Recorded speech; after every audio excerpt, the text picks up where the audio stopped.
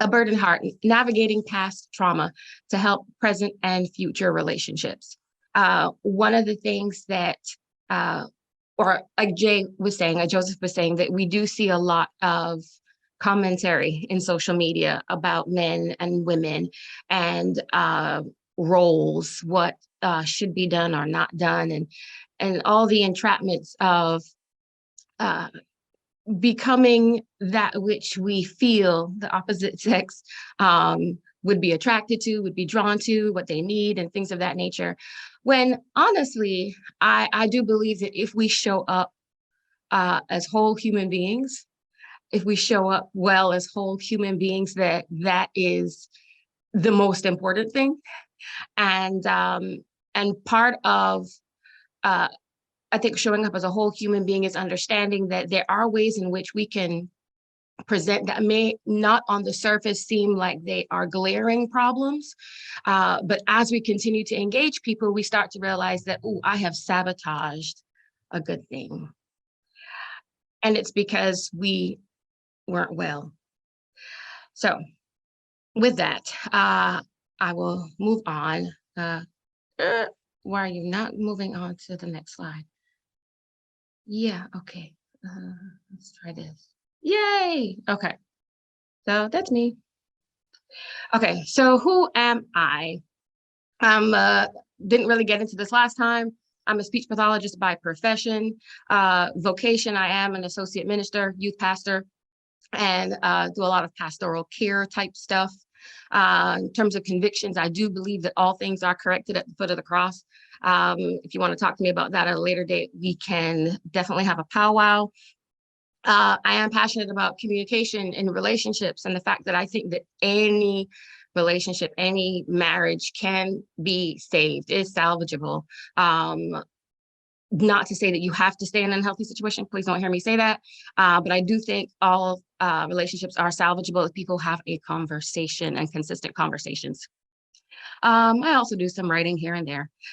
Research, trauma-informed preaching is the area of my research, particularly, but I'm also extending that work into other aspects of ministry and hoping to get on board as an adjunct professor at a couple of the universities here in the metro Atlanta area. So y'all can pray with me on that. Advocacy, mitigating the effects of trauma for women and children. That's something that's very important to me. And I'm working with a nonprofit organization to create something for foster care, well, for families to keep children from entering into the foster care system. In general, almost 25 years in ministry, 22 years as a communication specialist. And yeah, next. Who I am not. I am not a licensed professional counselor. I am not a marriage and family therapist. I am not a licensed social worker, and I am not your pastor. That being said, those are roles that are very much important to our lives. If you don't have a counselor or a therapist, you don't have a pastor, I would strongly recommend that you make those connections and have those relationships in your life because they do make a difference. Today's goal: to bring actionable awareness. We want to identify how emotional burdens can impact our relationships, promote self-reflection, inspire action. And the temperature of the topic, I would say moderately spicy. I'm from the Caribbean. I like spicy food. So I chose to couch it that way. And for video number 2, not that it's like salacious or anything, but I just think that for children, you probably wouldn't want your kids around to hear that one. Okay, so burden. Most of us already know. Physically, you're talking about a heavy load. Emotionally, it's a task, a responsibility, or a situation that we find that it's difficult for us to do, to execute, or to deal with. And how we experience that is that we literally feel loaded down, weighed down, overburdened. I know that, so I am divorced, and I know that coming out of that divorce, I definitely felt weighed down. I definitely felt burdened for a number of different reasons, not just the dissolution of a significant relationship, but there was also a financial component to that as well, right? Causes So and I'm sure you would imagine that this list is not exhaustive. There are several things that can cause us to feel weighed down, burdened. Heavy laden is a term that I believe the Bible uses. And we can recognize that some of them are major life events, like a divorce, like significant illness, going through cancer, or having a loved one who's going through a battle like cancer is stressful, to say the least.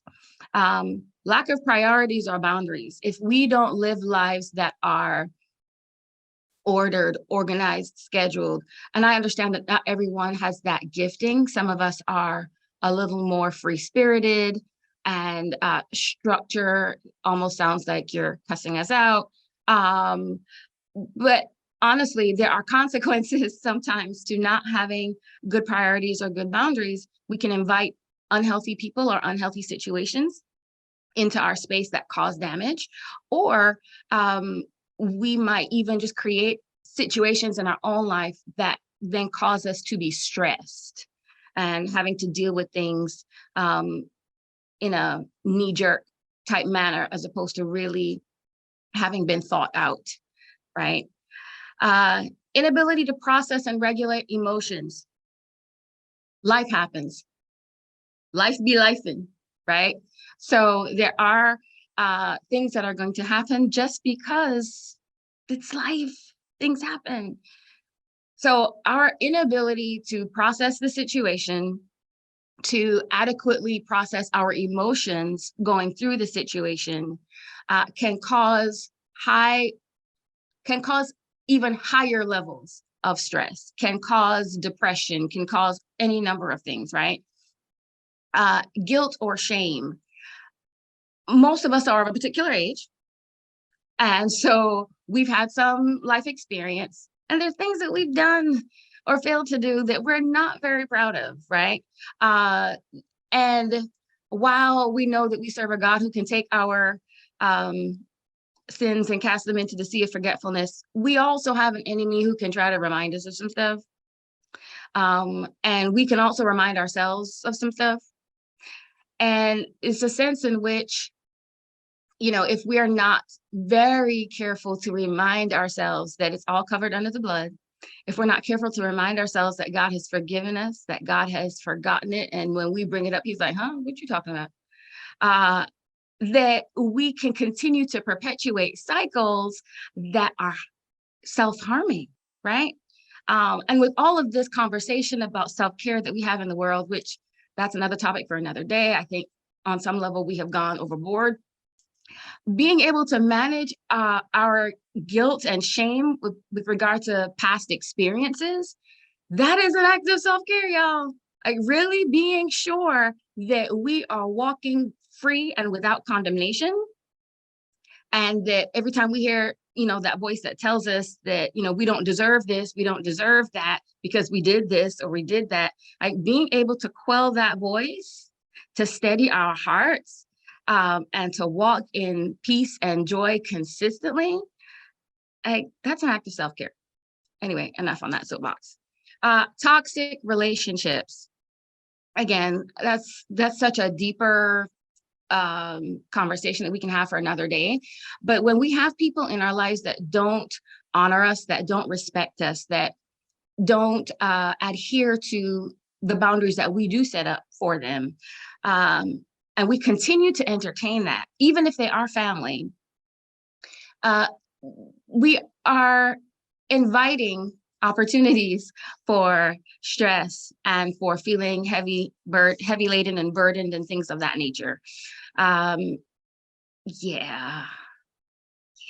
I have a brother that I needed to kind of pivot a little bit in my relationship, because when I brought it to his attention, that something that he consistently does that hurts me, his response was, well, I don't remember that, so I can't do anything about it. And a statement like that basically communicates that I do not care, that how I show up in the world impacts you negatively. And as such, I'm not prepared to do anything differently or even engage a conversation. Oh, okay. I'll talk to you in 6 months. So we can't continue to keep ourselves in situations where there are cycles of hurt and cycles of pain, and think that we're going to live lives that are free of emotional burden. So I give you permission to exercise your agency and put some people on pause. You don't have to cut them off altogether, because I do think that we can pivot and restructure relationships. I do think that we can redefine how we interact with people and still keep relationships intact. But if people are not willing to have those conversations, let's together make that pivot, restructure, redesign what this relationship dynamic looks like, then you are out on that boat all alone. And that is not a place that is very happy to be. And the last one is childhood trauma. So there are a lot of things from our past, when we were kids, from something basic as not really feeling like your dad had time for you, not because he was not in the home, but just because he was a workaholic. That can create some emotional trauma around feeling like you are not significant, that you are not important. And, that can snowball into a number of other things. And all the way up to things like childhood sexual abuse, physical abuse, right? There's things from our childhood, even just going to school, if we were bullied. Maybe you were, let's be honest, the really dark-skinned one who nobody wanted to ask to the dance. Maybe you had really bad acne as a teenager and people insulted you and teased you. Like, there's so many different things that we have, some of us have buried and haven't really dealt with. And then we realize that we have these knee-jerk responses in our adulthood. Yeah, that might be connected to something way back when. And then, of course, it causes these effects of depression, anxiety, stress, emotional disconnection, lack of motivation, all of which can weigh us down and make us feel burdened. And I submit to you that that is not how we are meant to live. God wants us to be free and unfettered and able to experience his joy and his peace and his love, and that through other people, in increasing measure. And I'm sure that some of us can connect with some of these things here.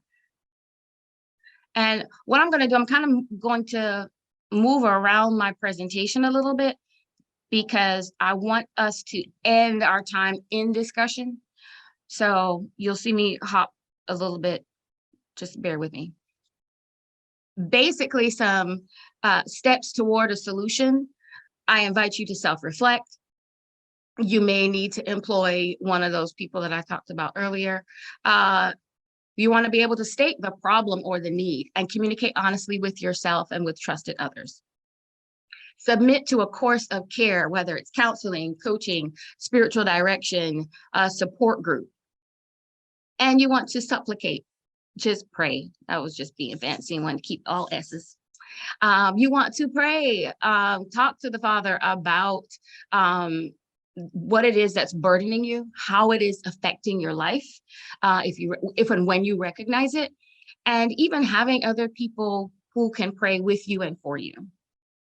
I've got a core group of girlfriends who I can literally share anything with and say, hey, can you pray with me? Can you pray for me? And most of them, well, I say most of them like there's so many. They're really two in my core, and they will drop everything and call me or send me a text or record a prayer and then shoot it off to me. Like there's so many different ways that I feel supported, and that's important. And one of the things that trauma can do is that trauma can be very isolating for a number of different reasons. Okay, so some biblical insights as it relates to burden bearing. And I invite you to go and read these accounts if you want something a little deeper. Include others, enlist help, right? Moses was told not to bear the burdens of the people alone, and so he gained 70 elders to assist him. We can't do this stuff alone. It's wonderful that you all have connected with CSC. CSC is a great organization to be a part of. I believe in the mission and the work. If I didn't, I wouldn't be here. And being connected to, again, church and support organizations and stuff like that. We can't do this alone. And God meant for us to be in community as well. For crying out loud, Jesus was born into a family, right? Discern and be decisive. David recognized that Hushai accompanying him would have been a burden and said, no, nah, bruh, you gonna hold me back. We're not doing this. 2 Samuel 15. Know what are your burdens and what are not, right? There are people in our lives who might try to bring things to us for us to participate in. And it's okay to say, yeah, no, that's not my issue. There's a girl, a friend of mine, I guess she dated this guy like how many years passed and hadn't really heard from him. And all of a sudden he pops up, he calls her, and in their conversation, he's asking her for like $500 or something. Whatever his issue was, whatever was going on in his life. And I'm not saying you can't help people, but dude, you don't get to not be a significant part of my life for years and then pop back up with a financial need and expect me to somehow meet that. That's a burden that is not yours to bear. That was not hers to bear. And thankfully, she has a very strong no. And she told him no. Similarly, the Pharisees placed a burden of legalism on the people. And we know that legalism is not something that God would have for us either. Matthew chapter 23. Continued.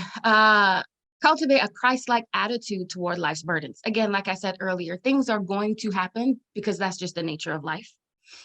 And knowing how to navigate those and having a good attitude in it is important. Part of the reason why Christ's yoke is easy and his burden is light has to do with how he shows up. If I'm not mistaken, just before this verse, he talks about how he shows up in the world and, him being gentle and how you live at baseline. If you are a peaceful person, if you're a person who seeks wisdom and knowledge and understanding to understand others above even being understood, understanding that all things ultimately will work together for your good, knowing that it's not the person across from you who is your enemy, but there is an enemy of our souls who might be using that person as an agent at this particular point in time. All of these things factor into having a positive attitude, a good attitude at baseline that enables you then to deal with life's burdens when they do occur. And remember that doing the right thing or the righteous thing is in and of itself not a burden. It will save you. Like I said, stuff happens, but we also know God will not be mocked. Whatsoever a man soweth, that shall he also reap. Again, so there's a sense in which if we do the right thing, we would reap some right fruit, some right benefits. And so it's not to say that we keep ourselves from all negativity or all bad things happening. We don't. But we can look forward to some good fruit if we sow good seeds. All right, so now I'm going to play this video and it better work. So we're going to talk very specifically, even though I said, I showed earlier that there are different effects from feeling anxiety was one of them.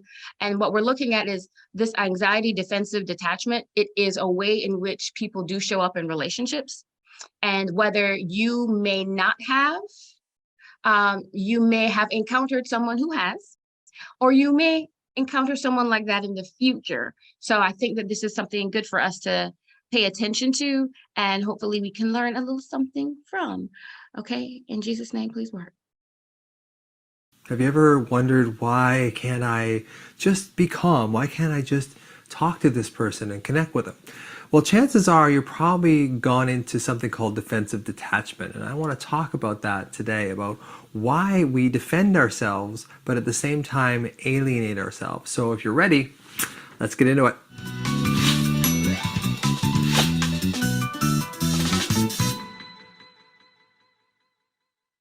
Hi, and welcome to the Anxiety MD, channel I created to give you the best possible information to help you overcome anxiety. My name is Dr. Russ Kennedy. I am the Anxiety MD. I'm a medical doctor who also struggled with anxiety for many, many years. And today I want to talk about defensive detachment. I'll start off with a little story. Many decades ago, they used to have this policy in the hospital that the adults, the parents, could not visit their children if they had a surgery, because what they noticed was when the child's parents wanted to leave after a visit, the child would lose his frickin' mind. He would just, or she would just panic and start freaking out. So what the hospitals did was they stopped parents from coming in and visiting their children because it just created too much disruption. And it wound up working, at least on the surface, because these kids became a lot easier to handle. They became a lot less active. They shut down. And what happened was they went into defensive detachment, which is when you feel that your caregivers are not present for you, you will start protecting yourself by just shutting yourself off, creating a wall around yourself. And what they found was when the parents came back to see the kids weren't that happy to see them. Actually, some of them got really angry at the parents because they had gone into this defensive detachment and they had learned to keep themselves into this shut down, shielded, wounded mode, which made them easier to be cared for by the nursing staff, but also created a lot of trauma within them. So that's not too far away from what happens to a lot of us in our families when our caregivers really aren't there for us. So if you feel that your caregiver isn't there for you as a child, even if it's intermittent, even if they're like an alcoholic who goes into rages or binges, or someone who's sick periodically and just keeps disappearing, we will go into what's called defensive detachment. So to protect ourselves, we prevent being too close or too connected to those people, because being connected to those people when it gets withdrawn is just too painful. So we go into this process called defensive detachment. And many of us can stay in that defensive detachment for our whole lives because it feels in a way safer to keep ourselves shielded. But when we shield ourselves from that, we shield ourselves from life in general. And the way to get around defensive detachment is first be aware of it. If you're in an argument with your spouse or you're having a problem with your kids and you feel like you want to withdraw, just realize that maybe I'm going into defensive detachment. Just say to yourself, I think I'm going into defensive detachment here. And just the awareness that that's what you're doing allows you to go, okay, how can I pull myself out of defensive detachment? How can I ground myself, take a few breaths, be connected with myself, get back into connection with other people, and then interact with them? Because if you withdraw and if you go off into defensive detachment, it's really, really hard in your relationships. So maybe this clears up some reasons why when you are faced with a relationship issue that you withdraw, which is a natural response if your caregivers weren't there for you when you were a child. So don't let your past dictate your present happiness. Don't let that defensive detachment really affect your relationships today, because it really will if you give it a chance. So if you feel yourself pulling back, then ground yourself. Put your hands on your chest, take a deep breath, feel your feet on the floor. Just ground yourself and ask yourself, do I really need to detach right now?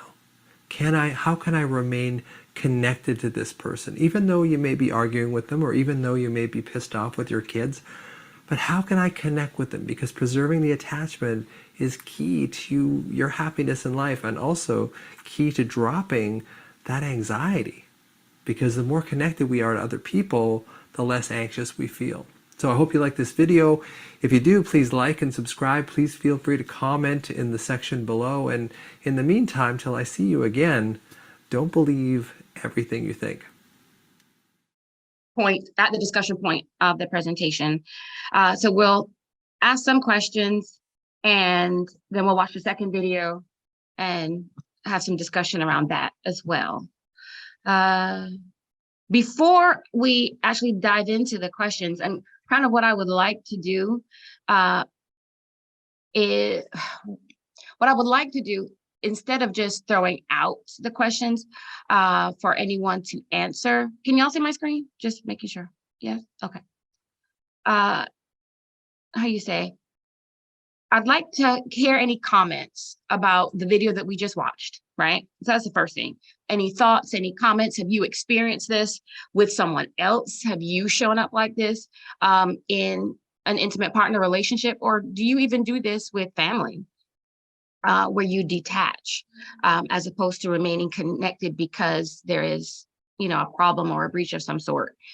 So comments on the video first. And then as you look at the discussion questions, find one that particularly resonates with you that you want to raise and share for us to kind of dive into. And we can do it that way, if that's okay. So first of all, I'm opening it up to thoughts. Okay. To thoughts and, comments on the video that was just played.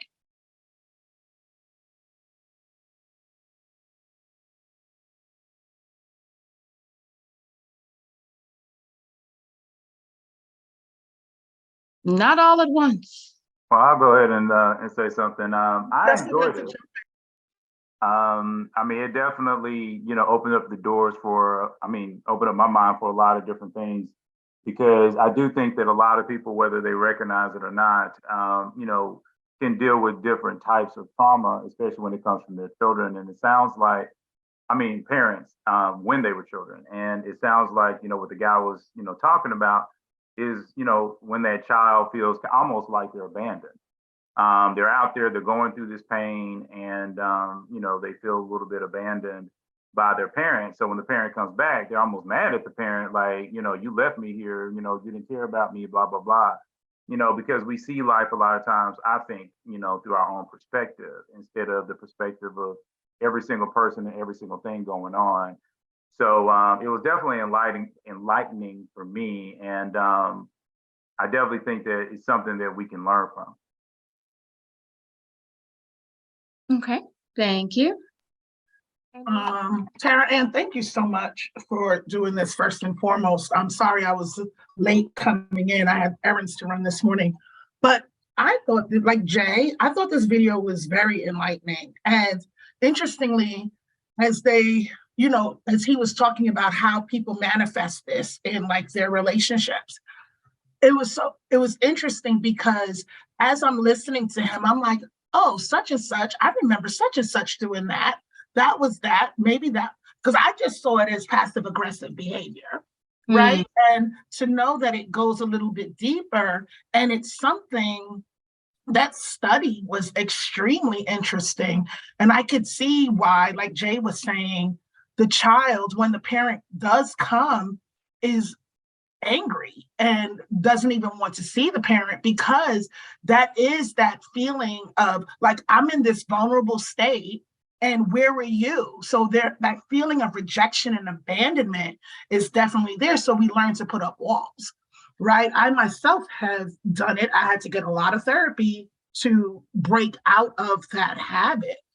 I really like how he ended the video though. You aren't what you think. I think that was what he said, right? Or yeah. And it's interesting because, and my pastor talks about this a lot, right? We can convince ourselves that we are a lot of things, and more often than not, it's negative. We can convince ourselves that we are a lot of things that we truly are not, right? So we have to be careful with our thoughts. And I love that he ended the video like that. Right? Just because we think it's this way doesn't mean that's what it truly is. Just because I think I may be selfish or entitled or whatever the case may be, that doesn't mean that's truly who I am. that's that negative self-speak that gets us in trouble, and it manifests in our relationships, it manifests in our professional life. So we have to be very, very careful about that. Thank you, Lori.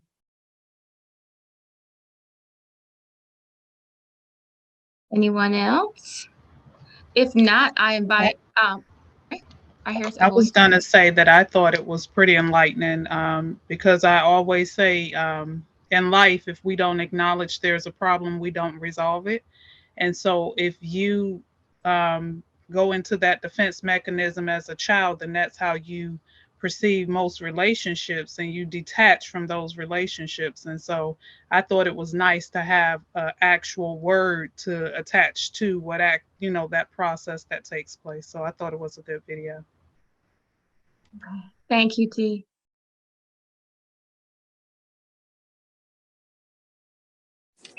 Good morning, everyone. This is Cornelia. Thank you for bringing that video to us. So I will say that I have not only experienced that very thing with family members and in intimate relationships, but I have done it myself. I didn't necessarily know the name for it, but I can definitely identify having done that in my life. In numerous relationships, including one that recently ended. I can say that the person, he also exhibited many of those characteristics in how he dealt with conflict or trauma.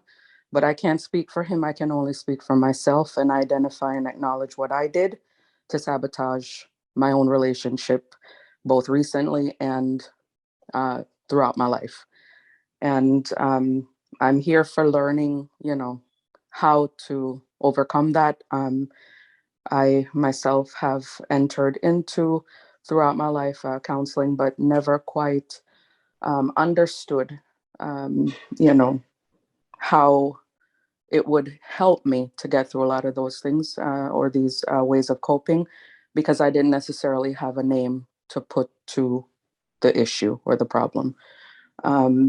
But yes, I've identified that very behavior in many relationships that I've had, both with caregivers, family members, a dear family member that I will leave unnamed, and like I said, most recently, my recent relationship.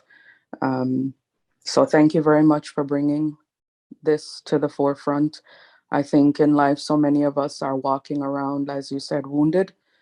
And it's until we acknowledge that wounding and genuinely wake up and reach out for help and open our eyes, not until then can we start the hard task of healing. So thank you very much. You're welcome, Cornelia. And I appreciate you sharing and being transparent about it being something that you recognized for yourself. And you also named something that's pretty, or you identified something that was pretty important and powerful when it relates to trauma, is actually being able to name a thing, right? Being able to name it for ourselves, to describe it, is part of taking our power back. And it gives us a base and a framework for being able to engage others and helping others in our process of healing. So I'm grateful that this gave you a name, and I'm grateful that you shared. Thank you. Anyone else? Thank you.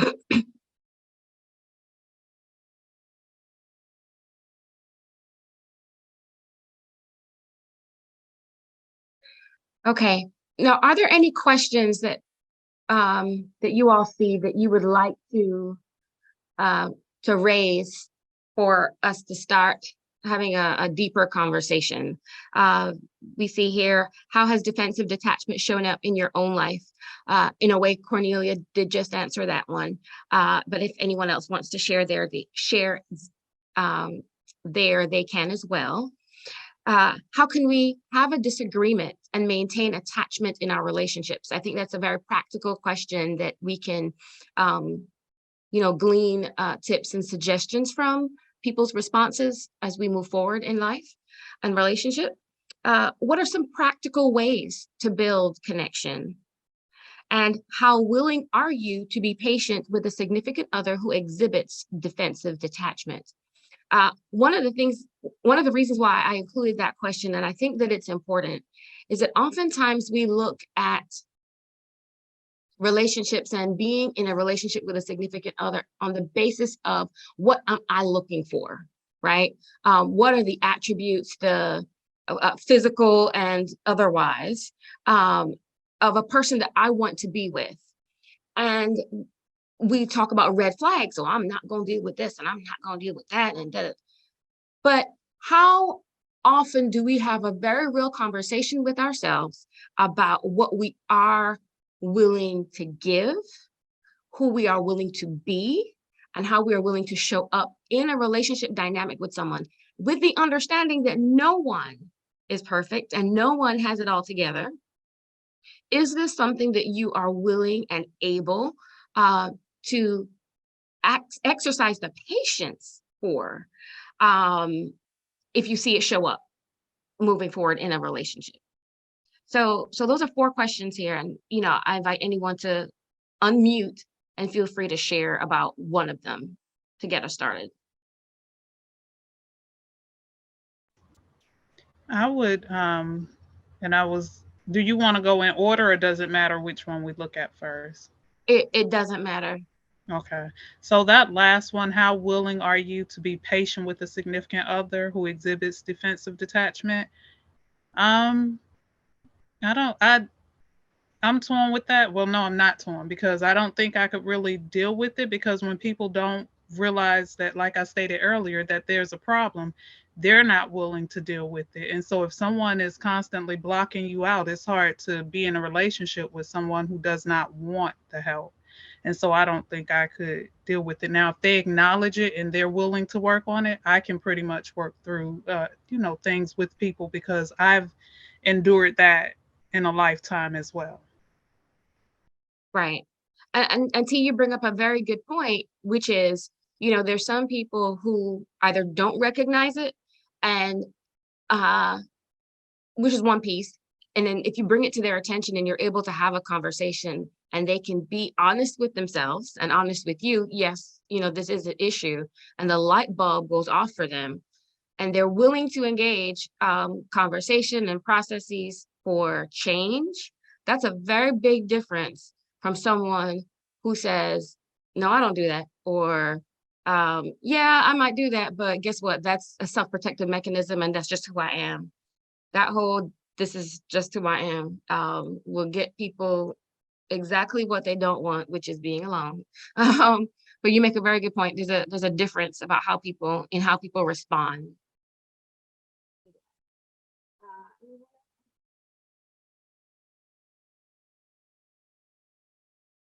Want to weigh in on that? Your willingness to be patient with a significant other who exhibits defensive detachment?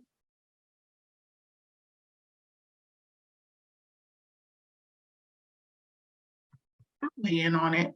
It's interesting for me because, like Cornelia was saying, not recently, because I've chosen not to be in a relationship since that one, but for 5 years, I dealt with that from somebody. So I would have to work on having the patience to deal with that again. The difference, was what was previously said, was that if the person acknowledges it and is willing to do the work to fix it, and to deal with whatever the trauma was, then yeah, I can be patient. In the previous relationship that I referenced, he wasn't willing to acknowledge it at all, right? He called it managing other people's emotions. I'm like, what? But, but it's something that I'm going to have to work towards, that patience. But as long as I see willingness in the other person then I will be willing myself to be patient. But if you keep saying, I'm going to get some help, I'm going to get the help, and then you're not putting any action behind it, yeah, then no, I don't have the patience for that. Right. Well, let me ask a follow-up question, and Sure. not just necessarily just to you, but because, you're kind of on the stage and unmuted now. Yeah.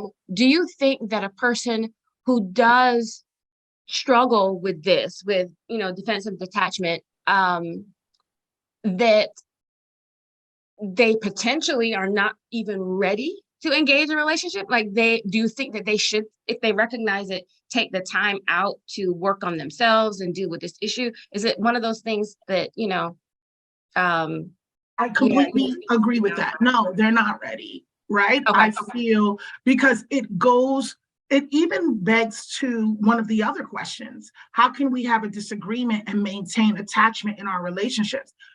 We have to learn, and this was something I had to learn, how to have a healthy disagreement, right? We're not clones of each other, so we're not going to agree on everything. But how can we have a healthy disagreement where there isn't that detachment taking place, that shutting down, that ignoring, that all the negative things that shut somebody else out? That's not healthy, right? And you Right. don't maintain attachment in your relationship that way. So no, my thought is no, you need to, but I feel this about a lot of trauma, right? Jay Jay calls them strongholds sometimes, right? I feel this, if you want to have a truly healthy relationship, you need to recognize where you are. And if you have significant trauma that you have not dealt with, especially trauma that you're bringing into and it's manifesting in your relationships, then it's unfair to bring somebody into that, because that's unhealthy. It's dysfunctional. Right. Okay. She has her Thank hand you. up, Tara Ann. Okay. Thank you. T, go ahead. It's a good question, but I think what happens is, ready or not, people are in relationships because that's a human desire. And so whether we're ready for relationships or not, we still have desires for the most part to be in one for that companionship. And one of the things that I think happens in relationships is they become mirrors for us. They become mirrors to our triggers and our traumas, and they truly help us to identify whether we're healed through those past traumas, because you don't know if you're healed until you're hurt in that area again. And so it more becomes a question of, are you willing to endure and look in the mirror to your healing?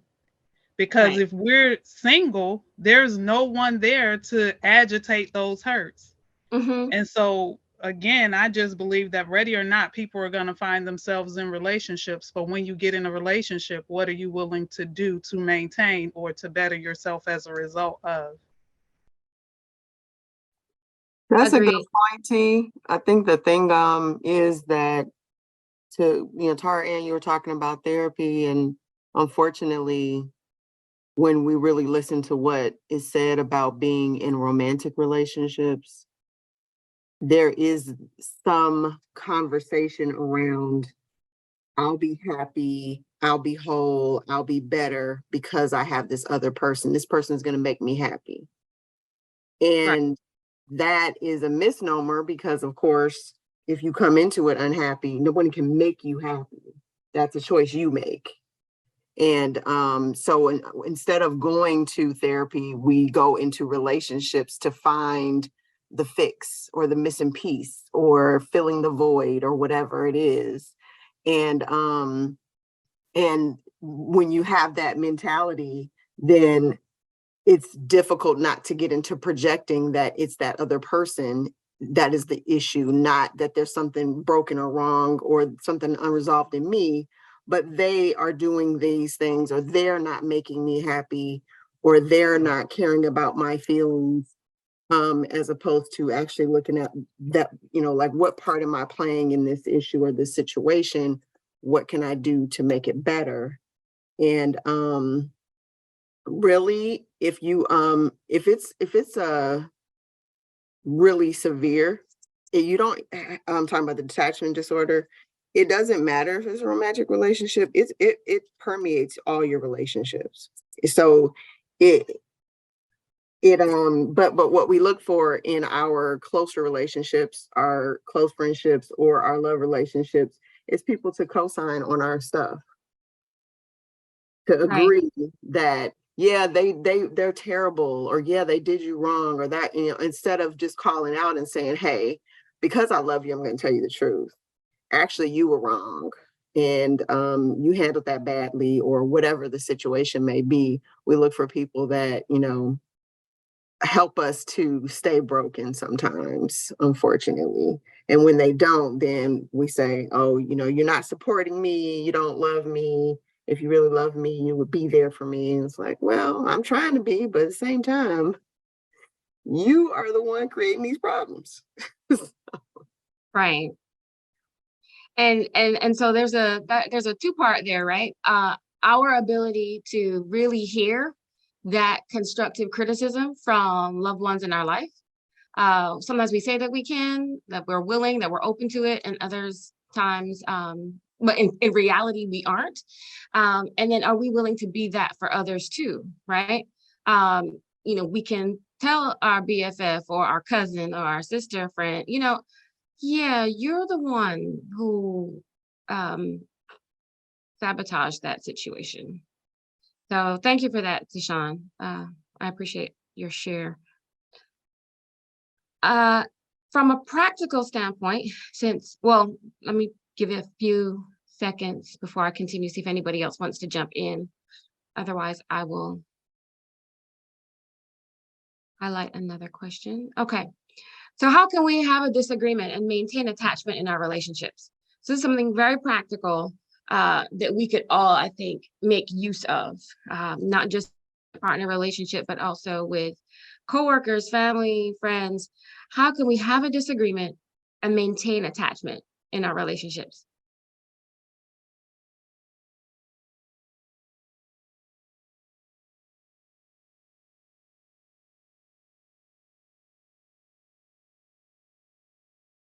One of the things I found is helpful is that when we're having a conversation, when we're having an argument, keep the main thing, right? And understand that the other person is not your enemy. The other person is not the issue. The issue is the issue. And so when we're speaking to the problem or the issue at hand, speak to that.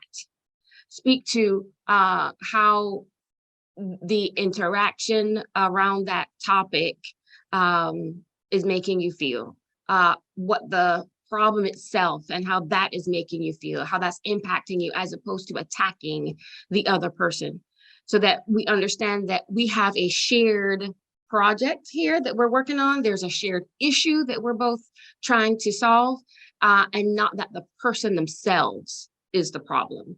And I think that that's one way that we can disagree or have an argument and still maintain attachment, because it's this idea that we are in this together. You are not the problem. I am not the problem. This issue is the problem. I think that's one thing. Anyone else?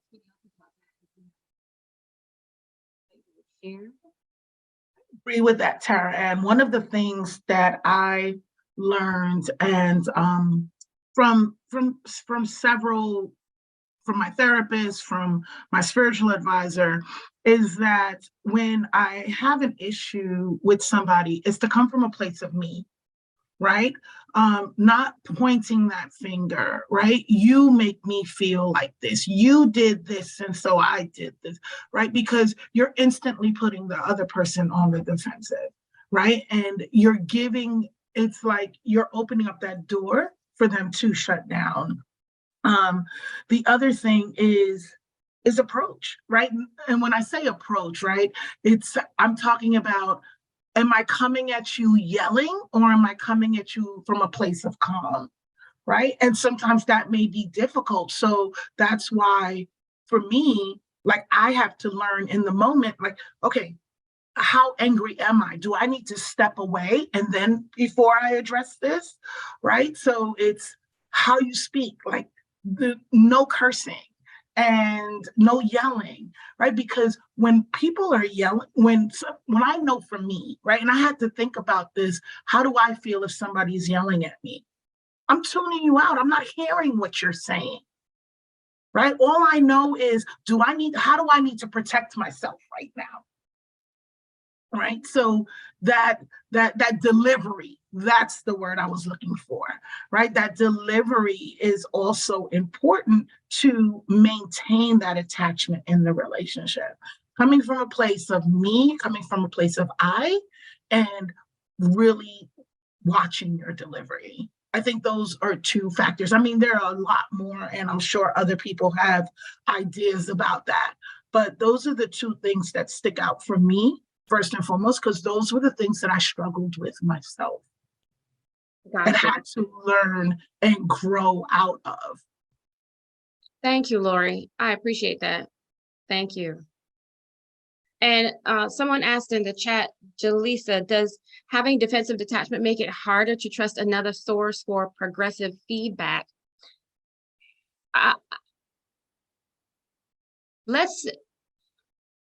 If you are a person who naturally detaches in a difficult situation, because you can't trust that this person has your best interest at heart, then potentially you may show up like that in all of your relationships on some level, and not just, you know, the one that you're having a particular difficulty with. So I would say it's possible. I wouldn't say that it definitely has to be the case, because we have to understand too that in our lives we have different degrees of relationship and different types of relationship with different people. So there are going to be people who are what I call my heart people who are at in our core circle, who are extremely close to us. And those people are people necessarily that we're going to have relatively good attachment with, because that's how they manage to get to your heart. That's how they manage to be a part of your core. And then you've got people who are more on the periphery, then you've got acquaintances, colleagues at work and things like that. So I think that the degree of relationship or the type of relationship that you have with someone would likely be the determining factor of whether or not you are able to receive that progressive feedback that you're asking. And yeah, so I think that's going to be a factor there. I think already some defenses are going to be down with those closer relationships that you should be able to receive from those people. But then, of course, there are a host of other variables that might come into play, like if you are narcissistic or if you are prideful, and if you just genuinely have a problem receiving healthy feedback, you know, that those are other variables that might come into play. Anyone else? I don't know, I'm having a hard time seeing the chat. I think I'm missing something. Yeah, I might be missing some things. Sarah, and I'm manning the chat for you. There are no other questions. Okay, thank you. No worries. And I don't see any hands up either. Okay, thanks. Anyone else? Tips, ways that we can disagree and maintain healthy attachment? Or just in general, what are some practical ways to build connection? Because there's some people who call themselves introverts, and they might very well be, but in addition to being introverted, they have a very hard time connecting with people. And I don't know if some of you watch Ready to Love on the OWN network. I haven't been as connected this season, but I like it. I like to see Black love, whatever. But there was a date last week with this girl who was so anxious. She was so anxious. She was so nervous. She couldn't get comfortable enough to have a conversation with this fellow. And so it ended up being like 20 questions, and she felt like she was being interviewed and he felt like he was interviewing her. And like she was just anxious. It was so palpable to see how uncomfortable this woman was. And does she have a problem with being able to build connection with another individual? She might, or he just might not be, the one. But I just feel like there ought to be a way in which people who struggle with this might be able to glean some ways that they can meaningfully, authentically build connection with another human being. So, anyone? Laurie, leave me and my reality TV. That's the one little bit of ratchetry that I get to allow myself. You and Tashawn and y'all reality television. People are fascinating. They are. Okay, if you say so. One thing that I will say about some of those shows, like the one you're talking about, Tara Ann, is sometimes it lets us see from the other side things that we might actually be doing that we don't recognize. Mm. Yeah. And and they're like, oh, that's what I look like. Sometimes it's you're hearing the same things you say being said by somebody else, and you're like, whoa, oh, I don't like that. I need to do something about that. Or right. On the flip side, you see some, a situation that like, oh, I've been in this situation before, and you better understand where that other person was coming from, because you're like, oh, I didn't realize that. So, so, it gives you insight into people. Of course, some of them things are very fake, but I used to watch the therapy ones a lot, and it was always good, when they were real therapists. It was always good to really hear, the feedback, because you're like, okay, I can use some. Like, this is useful information. I'm glad they're getting help, and I'm glad you're helping me. Right. Joe Black has his hand up, Tara Ann. Go ahead, Joe, whenever you're ready. Yes.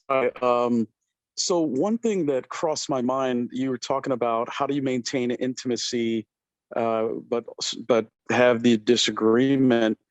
And I remember someone sharing this, I don't know if it was a church service or what, but the idea was that there's a triangle, really more like an arrowhead, where the husband and the wife are the bottoms of the legs, and the two legs meet at the point of Christ, right? So we can agree to disagree and try to be cordial or respectful or careful or gentle with each other. But eventually, if we're focused on someone who's better than us, someone who's sacrificial, someone who is serving both of us and loving both of us, we're going to be brought closer together, back together, and to see each other's needs maybe through a better lens. Does that make any sense? It does make sense. What I'm going to challenge you to do, if you can dig a little deeper in terms of what that looks like practically in the midst of a disagreement. Are you saying that the two people should maybe pray before they have that conversation about what they disagree with? Should they be looking at more biblical templates around whatever that issue or topic is and bring that to the table? Like, we're both missing the mark here, so let's look to this as a standard that we're both trying to attain. Like, what does it look like? I hear what you're saying from a dispositional standpoint, right? We take the stance that we are both under Christ. Christ is the reason why we are even together in our marriage, and we want to allow him to be the head of this relationship and help us to navigate this. But what does it look like practically? I thought what I was meaning by that was not necessarily that an agreement can be made right away. What I Ah, was referring to is sometimes if something means a lot to one person or both people, really most of the time it's right, it's both people, right? If something means a lot to both people, sometimes those emotions are too hot and too maybe upfront to be able to come to an agreement right away. And as those mhm. people go about their daily lives, right, and they spend time in prayer, praying for one another, they spend time just they could put that aside, that thing aside, and say, well, let's pray about this too, right? We're already supposed to be praying for each other because we claim to care about each other, right? So let's put this aside too. Let's pray together about this. And then as the time progresses, now certainly there are things that instances where decisions need to be made right away. And depending upon the structure of the relationship, someone may forcefully make a decision without the agreement of the other one, or someone may be granted the ability to make the decision because the relationship dynamic allows that. But in some cases, you may be able to put something on the shelf and say, well, let's pray for each other like we normally do. Let's pray for this thing, and maybe it'll become more we'll become more aware of why this is important to the other person, and maybe there's a solution that can split the difference, or maybe not. Maybe there's one person that says, hey, this means more to you than it means to me, and we're supposed to be serving each other, and I want to make the sacrifice here. you know is Right. that making sense? No, absolutely. And that is definitely, I think, a healthy strategy for maintaining the bonds of unity in a marriage. We might need to, as you say, table it. We can't really have a discussion about it right now because our emotions are too high, and taking the time to pray and decompress before we address it again. And during that time, yes, God can give revelation and understanding. And so, no, I definitely agree with that. And I,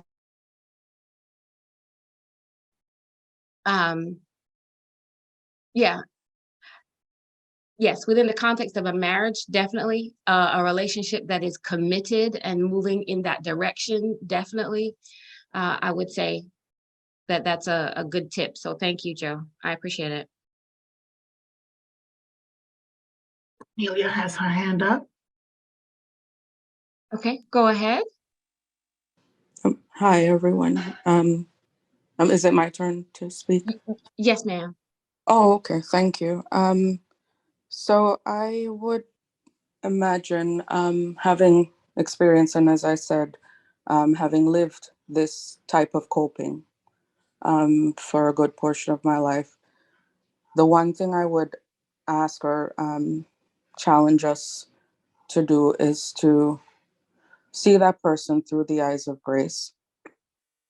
For so many of us who suffer with trauma, whether the trauma of loss, physical abuse, verbal abuse, rape, whatever it is, for so many of us, that's not something that we heal from um, in a counseling session or even 50.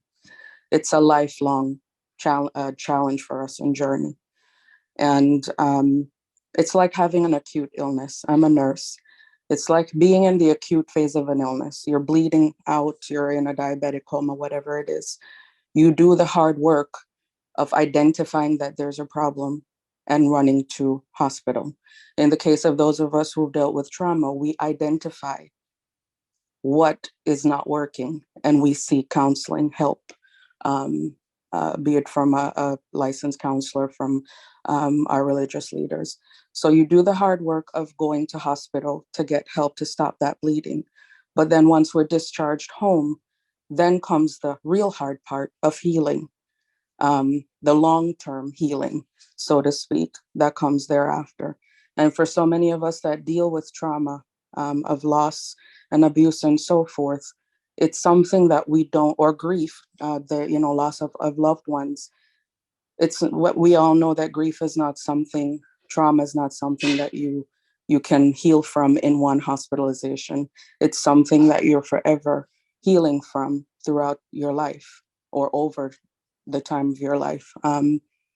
While we hope that in hospital we learn the tools to not allow this to control our lives, we certainly are also learning or hoping to learn in the long term the tools to help us to not allow this to control and color our lives forever. But we know that we will always have the back, in the back of our minds, the fact that this did happen, right? We can never undo or unlive trauma. So I would like to say, having lived this with, my relationship that ended, I say recently, but it's actually been ending for some time, is to ask those who are in relationships with people who suffer from this type of coping, inadequate coping mechanism, is to ask that, we are, and I say I also would challenge myself to extend this to someone else who may be living this type of coping, and trying to heal from it, to see us through grace and to realize and recognize that while we certainly need to identify our traumas and try to gain tools and techniques of how to live in spite of them, that we are not going to heal from this immediately or even over months, years, or even in our lifetime, and to see that person as not willingly engaging in this type of coping, but just trying our best to live life and to trying to connect in spite of what we've been through. Because by nature, we are already looking for a reason to detach, because we've been abandoned, because we've lived through these hurts and traumas. So just asking in the same breath, and don't get me wrong, I want everyone to hear what I'm saying, that I'm not saying that if you recognize that you are hurting, that you should be trying to attach to someone else to try to gain healing. You can't do that. But just recognizing that we've gone in therapy is when we're in the acute phase of our illness. Thereafter, when the family has to come around, and or the loved one or the significant other comes to then care for us at home, so to speak, after the hospitalization, that's when the hard part really, really starts for all of us. And to just see us through with grace and compassion and empathy, not necessarily pity, but just recognizing that it's not something we're willfully doing. We're just trying to get through the best we can, as I think all of us are as humans in this life. And that's all. Thank you, Cornelia. Good word. Yes, grace and compassion, which would also go hand in hand with that patience, right? If you're going to be present with someone through their healing journey, then those are definitely qualities that are needed. Thank you for that. So here's the other video that I wanted to show us. After that, there'll be a couple of discussion questions, and we'll be close to the time when we break, or at least we have the hard stop for those who need to leave. And so there's a video on anxious avoidant relationships. Loss was cracked a long time ago. It's not a trend, it's facts. Following all. There are so many ways to be unhappy in love, but one kind, which modern psychology has given particular attention to, are relationships, very high in number, in which one of the parties is defined as avoidant in their attachment patterns and the other as anxious. Attachment theory is the term given to a set of ideas about how we love and the role of childhood therein, originally developed by the English psychologist John Bowlby in the 1950s and 60s. It divides up humanity into 3 categories according to our varying capacity to behave with confidence and trust in relationships. Firstly, there are those who are securely attached, who had reliable and good childhood experiences, and now expect to be positively treated by those they love. Fortunate types who are capable of empathy and generosity and communicate with honesty and directness about their needs. Around 50% of the population is assumed to be securely attached. This leaves two fascinating deviations from health, caused by some form of early parental letdown and trauma. The first kind of attachment pattern is known as avoidant, the second as anxious. What makes things even more complicated and very combustible is that avoidant and anxious people are frequently drawn to forming couples. It's part of their pathology. Couples where their varied emotional quirks contribute to an exceptionally fraught situation. An anxiously attached person in a relationship will have the characteristic feeling of not being properly appreciated or loved. They would, they tell themselves, like so much more closeness, tenderness, touch, and sex, and they're convinced that such a union could be possible. The person they're with, however, seems to them humiliatingly and hurtfully detached. They never seem to want them with as much intensity as they offer them. They're hugely saddened by their coldness and distance, and gradually fall into moods of self-loathing and rejection, feeling unappreciated and misunderstood, as well as vengeful and resentful. For a long time, they might keep quiet about their frustrations, until eventually desperation erupts. Even if it is a very inappropriate moment, perhaps they and their partner are exhausted and it's past midnight. They won't be able not to insist on addressing the issues right now. Predictably, these sort of fights go very wrong. The anxious lover loses their calm. They exaggerate and drive their points home with such viciousness that they leave their partner convinced that they must be mad or mean. A securely attached partner might know how to soothe the situation, but an avoidant one certainly doesn't. Tragically, this avoidant party triggers every insecurity known to their anxious lover. Under pressure to be warmer and more connected, the avoidant partner instinctively withdraws and feels overwhelmed and hounded. They go cold and disconnect from the situation, only further ramping up the partner's anxiety. Underneath their silence, the avoidant one resents feeling, as they put it, controlled. They have the impression of being got at, unfairly persecuted, and disturbed by the other's neediness. They may quietly fantasize about going off to have sex with someone else completely, preferably a total stranger, or just of going into the other room and reading a book, but probably not one about psychology. It helps immensely to know that this is not your relationship only. This is a type, and there are, quite literally, millions of them unfolding on the planet at any point. Even better, the causes of the distress, which feel so personal and so insulting, are in fact general phenomena, well studied and mapped by sober researchers in lab coats. The solution, as ever, is quite simply knowledge. There is an immense difference between acting out on one's avoidant or anxious impulses and, as would be so much more preferable, understanding that one has them, grasping where they came from, and explaining to ourselves and others why they make us do what we do. We cannot, most of us, be wholly healthy in love, but we can be something almost as beneficial. We can grow into people committed to explaining our unhealthy, trauma-driven behavior in good time, before we have become overly furious and hurt others too much, and apologizing for our antics after they've run their course. There are few things more romantic, in the true sense, than a couple who have learned to tell one another with wit and composure that they have been triggered in an avoidant or an anxious direction, but are doing everything they can to get on top of things and hope to be normal again in a little while. Love is a skill that we can learn.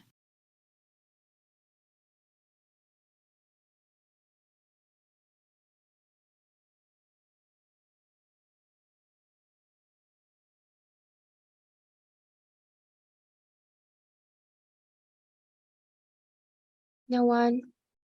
Anxious and avoidant relationship?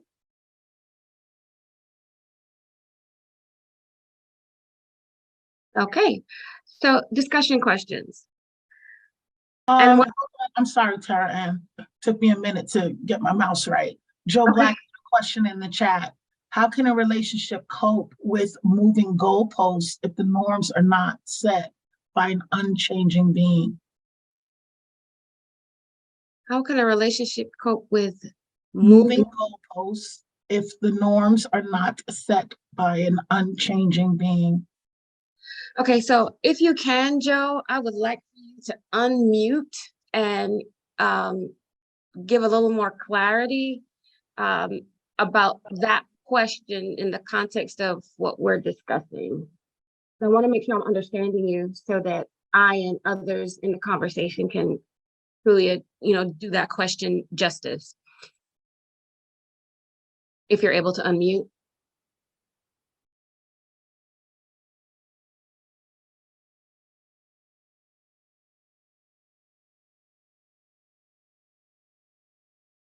Okay, so I will assume that he is not able to unmute right now. When Yeah, you, that's what I was gonna say. I don't think he can unmute. So I think what he's saying is like when you're dealing with people who are constantly changing, they're constantly, redefining who they are and what they want, versus people who kind of know what they want, they stay what they want, and then they're just moving towards that. So you're dealing with a person who one day, they want, I don't know, to move to the country, and the next day they want to move to the city. well, if that's the case, if you, I think that is somewhat of an unfair question. And the reason why I say that is because the very nature of being human beings is that we are changing, right? We are always, well, even if not formally and intentionally, we are always learning. We are always growing. We are always changing. Our environment, different variables in our environment are always changing. And these all bring to bear on who we are at any given point in time.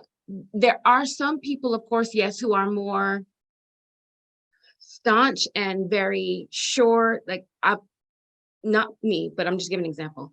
I have always wanted a $1 million mansion, and by golly, I'm gonna get my $1 million mansion. Everything in my life is directed toward this goal, and I'm gonna get it. And it's unwavering. So when you come into their life, you understand that this is the goal. You on the team or you not. And so yeah.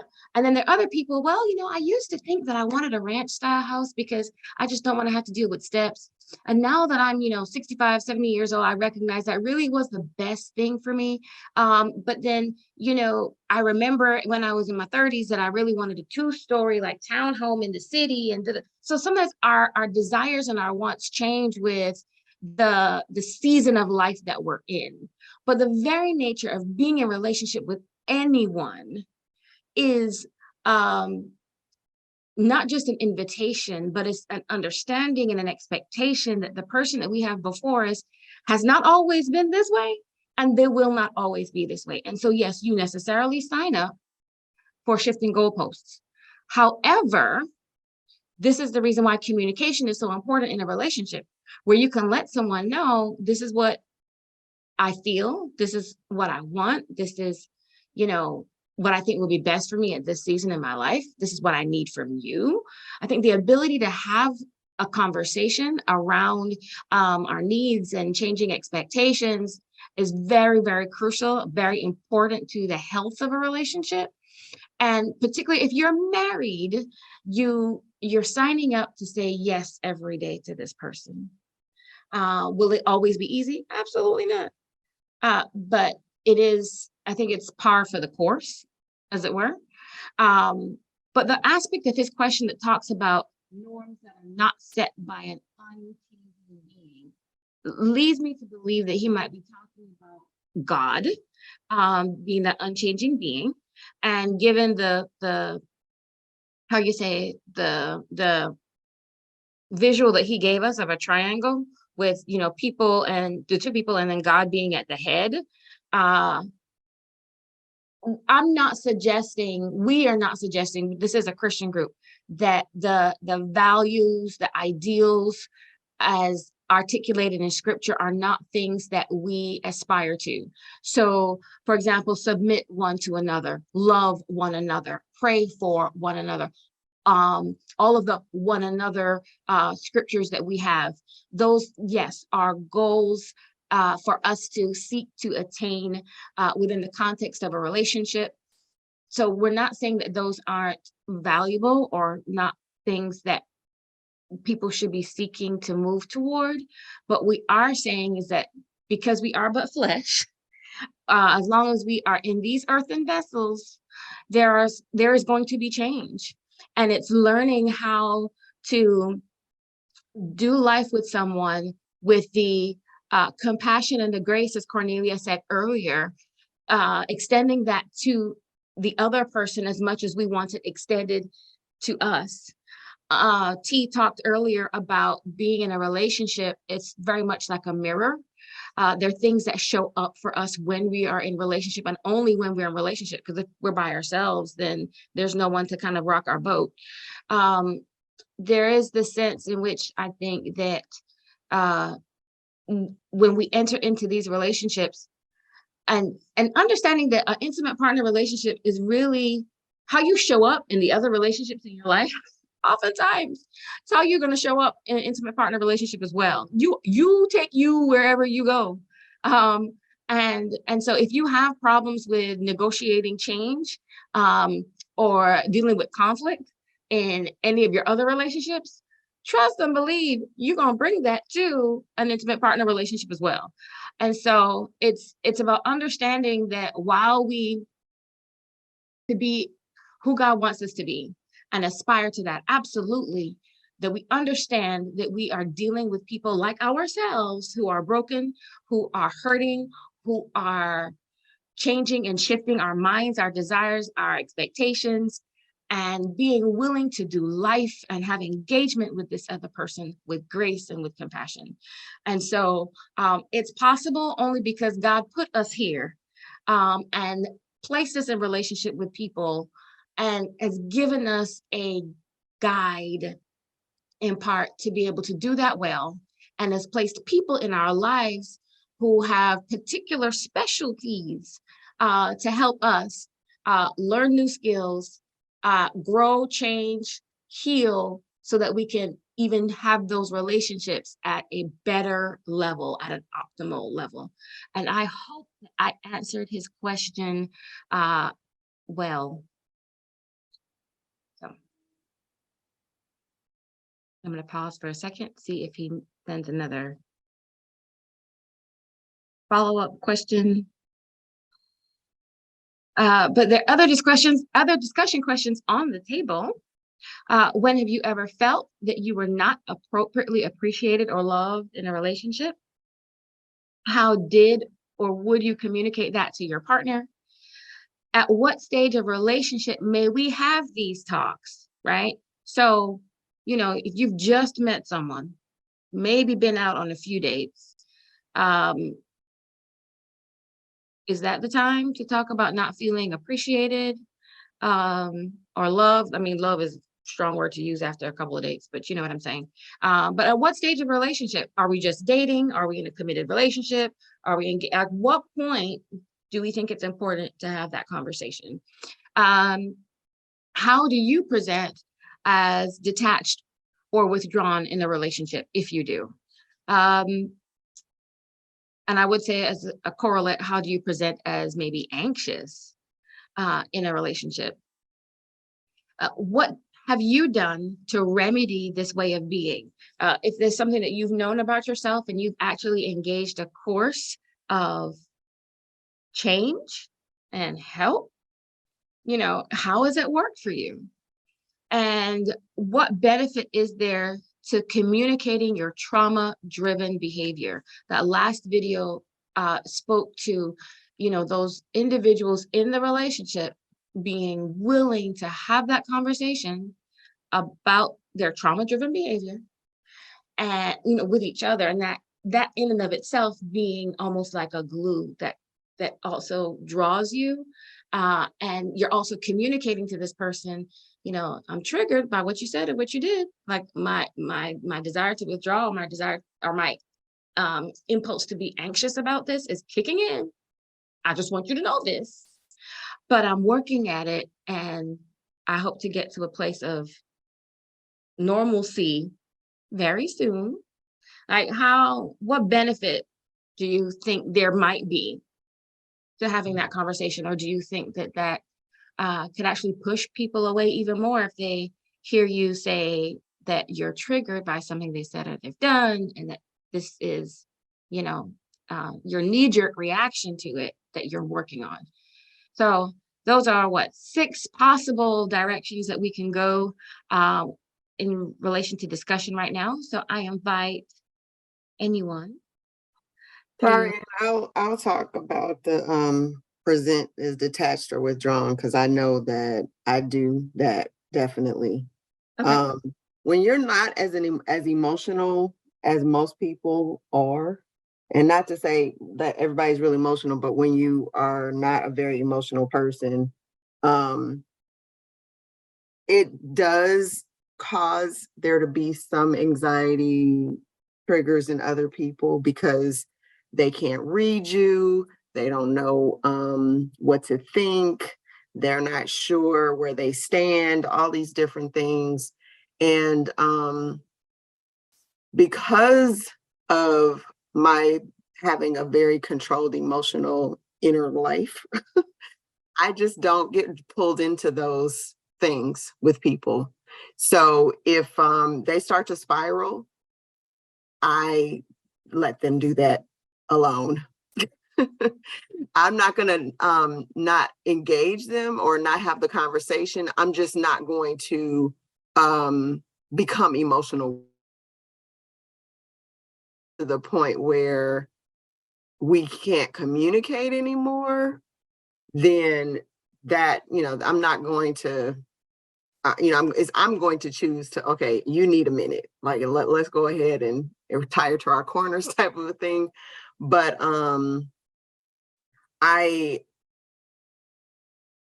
when you don't get drawn in and you don't like kind of start bouncing off each other with the triggers and the emotions and the reactive state, you see things more clearly, or at least I see things more clearly. And so I hear the things that are being said that, when you're in your emotions, and it's like being in a chaotic or confusing fugue state where you're saying things that you didn't intend to say, and you're trying to say something to get a reaction. All these different things are going on. And when I see those things, that leads me to how I need to kind of proceed and how I need to address the situation. I become more rational and logical the more irrational and illogical the other person becomes. I know that it frustrates people. It usually escalates the situation, but that's just how I react. And so I think that it does present as being detached, when in fact it's more, okay, I am trying to make sure that we come out the other side. Because if I respond the way you're responding, we're not going to make it. Because I have a violent verbal assault. Okay. Like, I can have you rocking in a corner. I know that about myself. So I have, with the grace and strength of God, I have all of my, things that I could say or do under control, because I'm a very observant person. So I can see exactly what I could say to really cut a person to the white meat. I choose not to do those things because that's not what I desire to do. But I know that if I chose to just react and like, oh, you're going to go low, I'm going to go lower. If I did all that, then we would go from some misunderstanding or some minor thing to it being, yeah, we don't ever speak again type of a thing. So in my relationships with people, there is, when they're, like you said, like you're just getting to know somebody, there is that sense of like, what's going on? Why are you, especially since I'm a woman, there's this expectation that I'm going to be very emotional and all of these things. And so I get, especially from men or in dating, this reaction of that I'm cold or detached or different things like that. And it's like, no, I just like to think before I speak. I just like to, you know, be circumspect in the way that I carry myself. And that I think is, you know, kind of what you have to think about in a lot of these things is, okay, is it that they're not doing what I think they should do? Or are they actually, you know, this thing, this label, this box, or what have you? Because even with detachment, and I definitely know people that have, you know, deal with that or been through that. And sometimes for definitely things that are completely out of their control, like losing someone to death. So that person didn't, you know, do anything wrong per se. They just didn't live, but it still affects us that is left behind. They do other things, like they become attached in a way that's comfortable for them. They show love in a way that's comfortable for them. I've spoken about my dad. It's been a long time, but one of the things that my father does that's very well, he's different now that he's a little older, but most of my life he showed his love by working really hard and giving us everything. So like whatever you needed, you know, he was there. He might not have been there physically. He might not have showed up at the game or whatever, but you know, he provided. That was his definition of love. And during our childhood, most of my siblings felt that he did not love us because he was always gone. But that to him was love, was making sure that you have better opportunities, that when you want to go to school, I can pay the tuition. When you need, you know, to go to this or do that you need a car, I can do all those things for you. And so I think you just want to try to meet people where they are, going back to what was said earlier about giving grace and understanding that not everybody expresses things in the same way and gives in the same way. And just because that's the case doesn't mean they don't love you or don't care. Just the same as however you do it, you know, they need to meet you and say, okay, this is how you love, this is how you care, and be willing to work together. Like, okay, this is what I need though. Okay, I'm going to try to work with you on that, but I also need you to acknowledge that just because I don't do exactly what you want doesn't mean that I don't care or I don't love you or I don't, you know, want to meet you halfway. That's great, Tashawn. No, you're absolutely correct. And thank you so much. You know, and what you just shared, the breadth of what you just shared just really underscores the intricacies of being in a relationship with people, with anybody, right? And the fact that it requires a degree of like just presence and awareness and cognizance and being able to have those conversations. You know, I will speak to the first part of your share when you talked about you not being a person who engages in, you know, the emotional spiral and descent into oblivion. And I appreciate that. I think that in any relationship, someone needs to be that one who will keep a level head, who will not descend into the emotionality of it all. And so we can have a meaningful discussion about where we are, what's going on, and how we can get from here to resolution and peace, right? I will say too that, so I think it's good that you're that one. And I had someone tell me once that context is a little off, but well, it's not off, but context was different. But his words to me were, "You're very logical. You can speak to men," almost as if the average woman who does teach or preach or whatever is somehow incapable of speaking to men because they're not logical in their manner or in their delivery or whatever the case is. That's whatever. But I think that I hold both intention pretty well, the logical and the emotional. I just don't like to be out of, Lord, forgive me. I don't like to be out of control. And when I say that, what I mean is simply, I don't like to be like what you described, being all emotional and all over the place. And yeah, I don't do that. And it not being in control of my emotions on some level is something that I would never let happen. But I would be concerned about people who engage in the emotional spiral manipulatively because they're hoping to get something out of you. They're hoping for you to respond in a particular kind of way. I think that in and of itself is very telling about that person's character. And your ability to kind of stand back and watch what's going on, how this is playing out, offers you the opportunity to be able to see, well, is this person, do they just lack emotional regulation?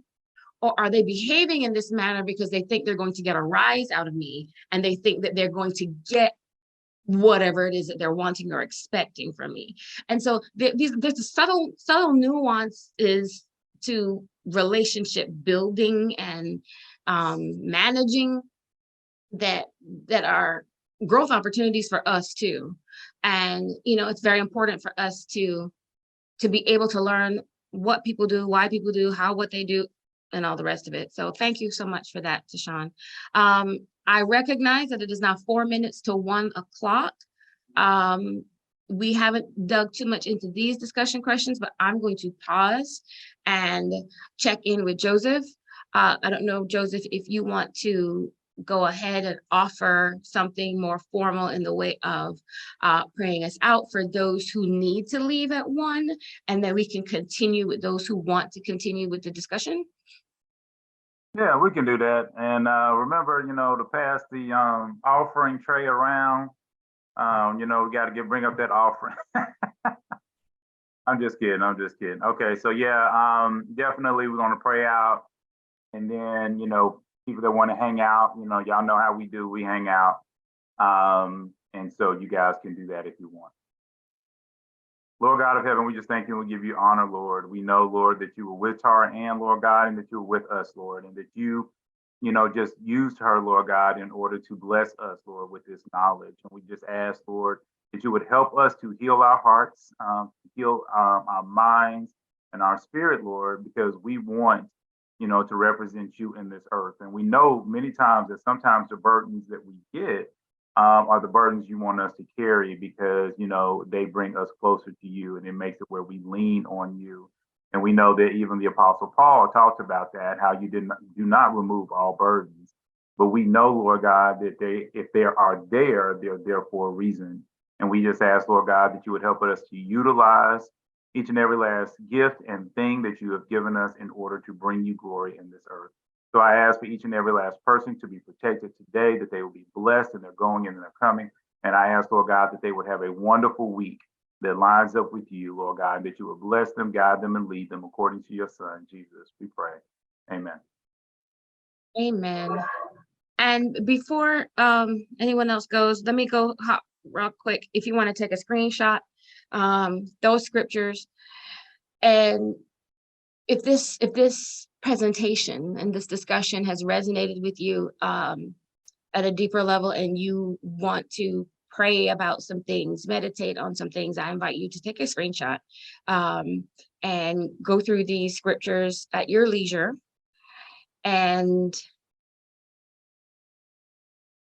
I'm going to go back up real quick. For those of you who might want the biblical insights that I shared, you can take a screenshot of that as well. That was the first slide. That was the first slide. This is the second slide. Okay. Okay, so here is where we are. And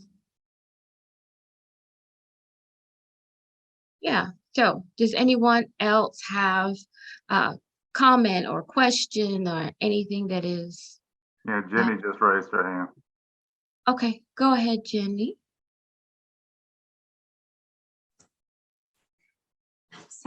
Okay, let's see that.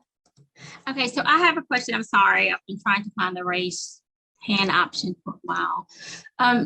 Is it okay to set a time limit on how long you give someone to make the corrections that are needed? Is it okay to set a time limit? Okay, so can you give an example of the correction that's needed? Give an example of the correction that's needed. It could just be maybe some behavior things that doesn't mesh well. You just say, outside of a relationship, or maybe not a marriage, but how long do you have to deal with it? Like, how long do you have to be patient? Is it okay to say, to have a limit on your patience? Right. Okay, so, and I invite the rest of my CSC admin to weigh in on this. I'm going to respect the question as asked. It is a little vague, and that's okay. What I will say is that it is very much a nuanced kind of situation, because every relationship dynamic is going to be different. Your capacity for patience and for grace and compassion and all the rest of that is going to be different than somebody else. And I wouldn't want to get into a place where I'm giving a hard and fast rule of thumb, right, with regard to the time frame that you give someone to change or to grow or whatnot. I think that it would be important to look at the relationship holistically, and whether or not this person is meeting the essential qualifications or criteria that you have asked God for in a mate. We will not get a person who is perfect and without need, right, for growth or change. But if this person in large part is meeting the desire that you have had, that you have put before the Lord,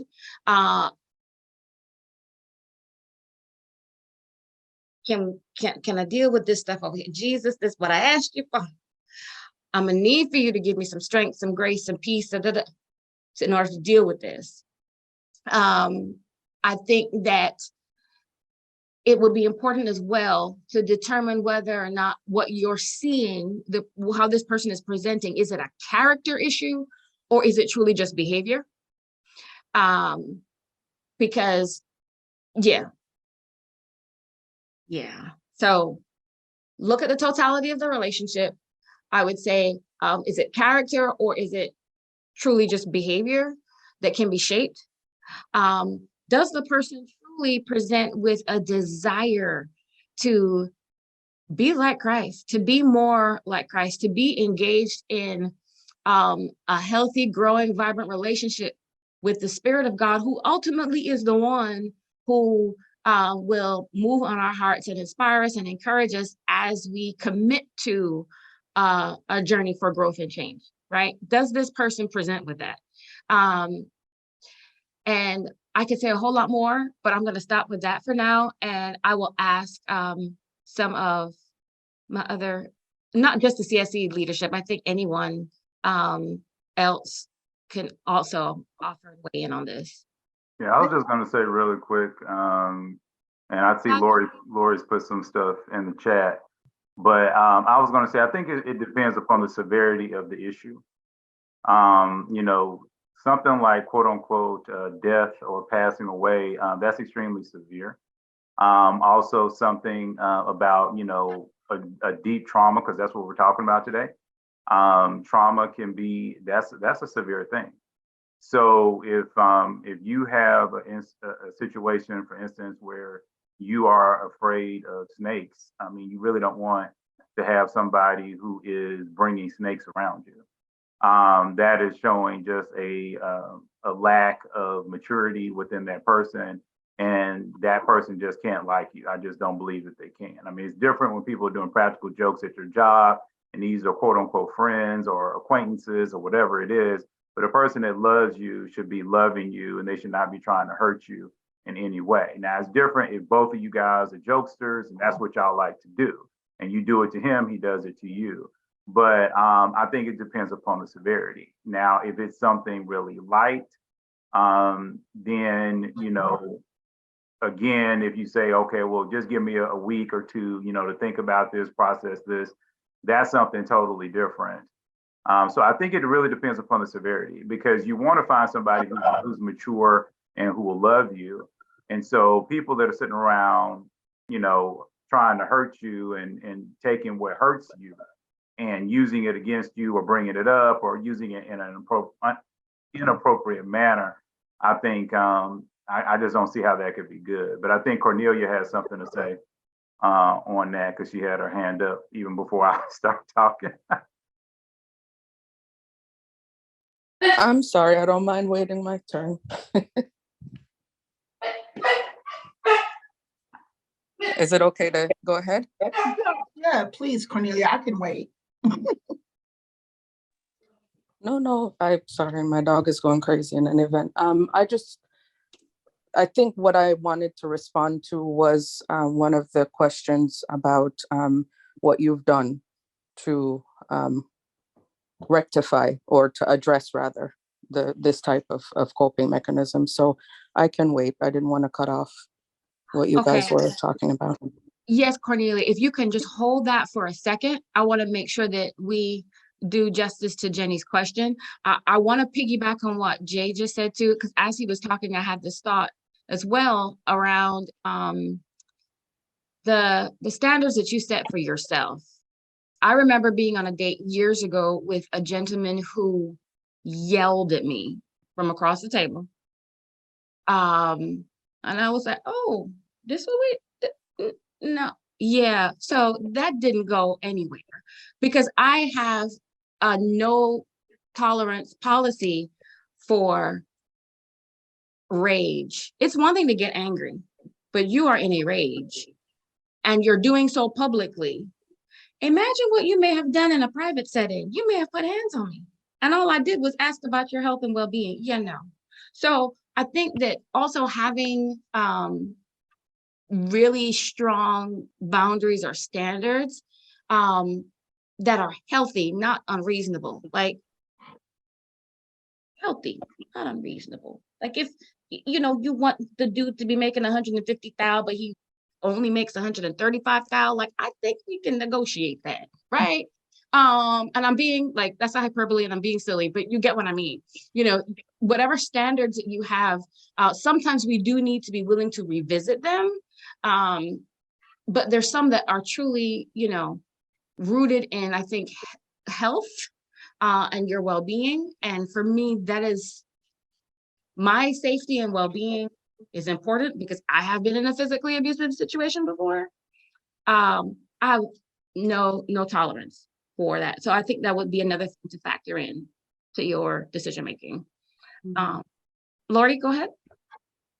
You and Jay pretty much touched on a lot of what I was going to say. You know, it does boil down to your tolerance level, right? You have to, this comes with knowing who you are and how much you can take, you know. And I did put in the chat, right? Because you always hear, do unto others as you would have them do unto you. So there is a certain amount of, you know, allotment of grace, right? But if you are in the situation, because every situation is different, right? And like Jay was saying, the severity of the situation does come into play. So I feel like you have to look at each situation individually. So there is no blanket answer for this, really. But I feel like knowing yourself, knowing what is my tolerance level, how much of this can I take, right? Without, you know, putting down the other person, because sometimes it can get to that point. So if you see somebody is actively working, if you see that there are strides being made, then maybe you continue to show grace.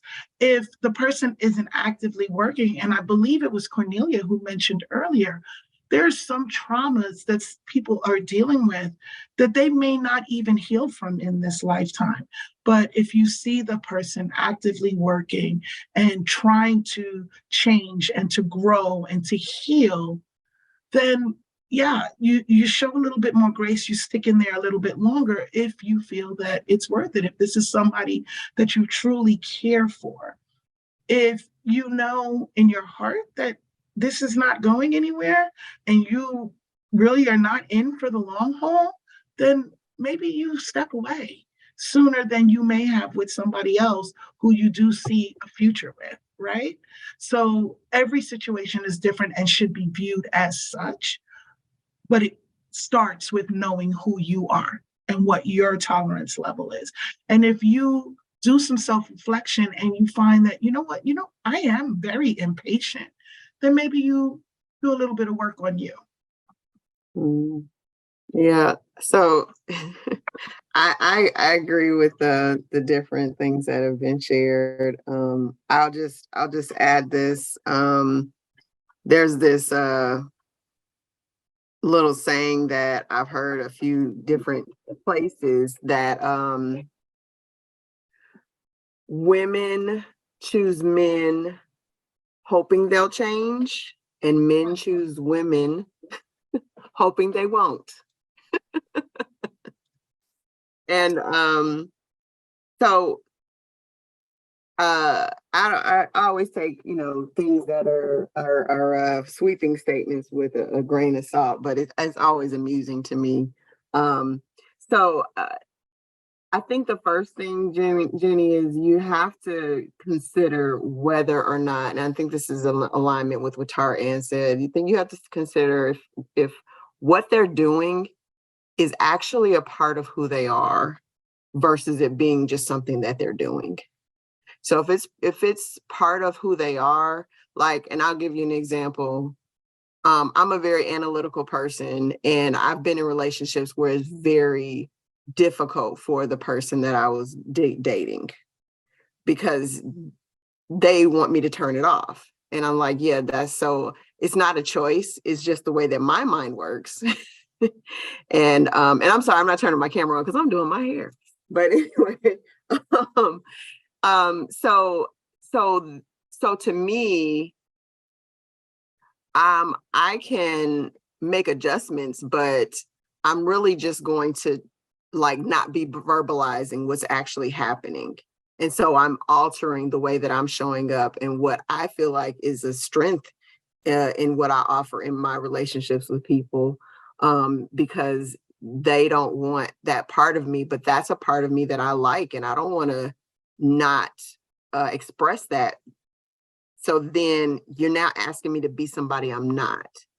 So that's kind of what has to be considered, because sometimes people will say they'll do that because they really, and they may have every intention of doing it, but if it's a part of who they are and how they kind of function, and even more so if it's something that they like about themselves, they may be able to carry it off for a time, but it's going to come back because it's just their resting state. That's just, where they live. And we don't want anyone to not be who God made them to be, even if we can't see why. There's various individuals in the Bible that were great, but they were peculiar. So that's going back to what Lori was saying, is that they might not be for us. But the other thing is that if it's something that you really, I find challenging, you want to just make sure you're staying in communication with God on, okay, our paths cross for what reason? Because I've been very attracted to individuals before and have my own ideas, and God's like, yeah, he's not. I know that you feel like you could see it and everything, but that's not what I intended. And so although you feel that way, I can see the long term, and I know that it's not going to work. But what I need you to do, that is going to work. So, stay on the mission. I need you to say this or do that, be their friend, whatever the case may be. And so sometimes we may gel really well with somebody and we may connect really well, but it is for a friendship and not for a romantic relationship. And it is that ability to connect that makes you a better friend to them, to help them get through something, if it is something that actually they need to adjust or change in their life. And the other thing I would say is that if you can see the growing together, as in it's not all you giving and them taking. So we all have, I think one of you guys, I think it might have been Tara Ann, said we all have things that we have to work on. If you're, if the things you need to work on are being exacerbated versus being helped by you trying to pour into this other person, then that's a sign that you're not in a healthy situation.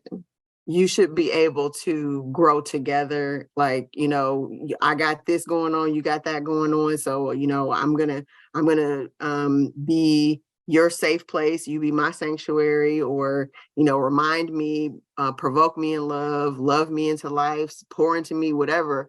You should be able to, support each other. And I mean, there's always going to be a situation where some are giving more than others, but it shouldn't be a continuous, you're giving all the time. And you kind of lose yourself in that, and you start feeling like, well, this relationship is all about the other person. There's not even any room in it for me except to serve this other person. So, so it's not a time on the calendar or the clock, but it ties in all those things that Lori and Tara and Joseph were saying. You need to know yourself. You need to, be in conversation with God, and you need to not lose yourself in the situation, because I think sometimes we try to outmercy God, and then we now have trauma that we've taken on to try to help somebody else with theirs, and now we ourselves need help. So you want to be careful that you're not sacrificing yourself. God wants us to sacrifice, external things, but if it's a sacrifice of something in ourselves, that's just going to be something between him and us. It's not going to be us sacrificing ourselves for another person, to be selfish or reluctant to be obedient to God's will.